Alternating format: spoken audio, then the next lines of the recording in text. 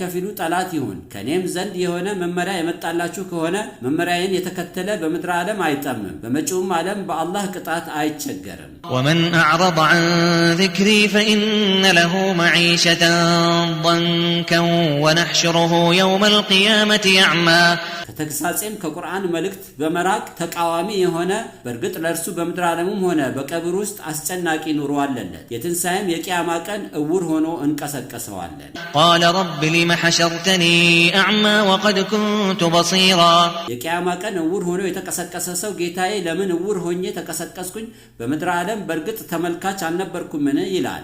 قال كذلك أتتك آياتنا فنسيتها وكذلك اليوم تنسى አላህም እውር ሆኖ ለተቀሰቀሰው ሰው ጉዳዩ እንዲህ ነው አንቀጾቻችንን በምድር ዓለም መመሪያ ይሁንልህ ዘንድ መጣለህ ረሳሃቸው ካድካቸው እንደዚሁም እኛ ዛሬ በገሃነም ውስጥ እንረሳሃለን እንተዋሃለን ይለዋል። وكذلك نجزي من أسرف ولم يؤمن بآيات ربه ولعذاب الآخرة يشد وأبقى እንደዚሁም ያላህን መመሪያ የተላለፈ በጌታው አንቀጾች የማያምን በምድር ዓለም አስጨናቂው ኑሮ እንመነደዋለን የመጨረሻውም ዓለም የገሃነም ቅጣት ጥብቅና ዘውታሪ ነው። أفلم يهد لهم كم أهلكنا قبلهم من القرون يمشون في مساكنهم إن في ذلك لآيات لأولي النهى መካ ከሃዲያን ከበስተፊታቸው ከክፍለ ዘመናት ውስጥ ስንቱን ከሃዲያን ወደ መኖሪያቸው እየሄዱ ሳለ እንዳጠፋን አይገለጽላቸውምን?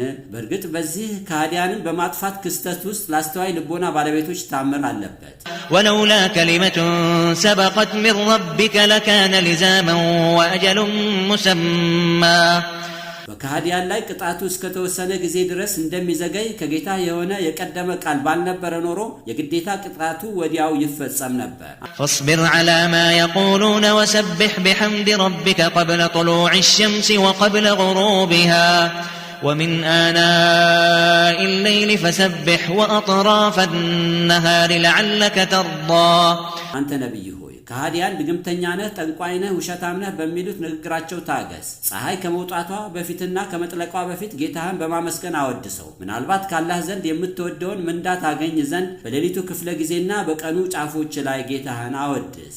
ولا تمدن عينيك إلى ما متعنا به أزواجا منهم زهرة الحياة الدنيا لنفتنهم فيه ورزق ربك خير وأبقى አንተ ነብይ ሆይ ለነርሱ ለከሃዲያንና ለመሰሎቻቸው ለንፈትንባቸው ያጣቀምናቸው የምድር ዓለም ህይወት ንዋይ በመደነቅና በመጓጓት አይንህን ፈጽሞ አታስረዝም ደጋግመህ አትይ የጌታህን የገነት ሲሳይ የተሻለና ምንም የማያልቅና የማይቋረጥ ዘውታሪ ነው። وأمر أهلك بالصلاة واصطبر عليها لا نسألك رزقا نحن نرزقك والعاقبة للتقوى አንተ ነብይ ሆይ ቤተሰብህን በሰላት እዘዛቸው በሰላቷም ላይ ታገስ ገንዘብም አንጠይቅህም እኛ ሲሳይን እንሰጣለን በምድር ዓለሙም ሆነ በመጪው ዓለም መጨረሻው የሚያምረው ያላህን ፍራቻ በልባቸው ውስጥ ላደረባቸው አማኞች ብቻ ነው። وقالوا لولا يأتينا بآية من ربه أولم تأتهم بينة ما في الصحف الأولى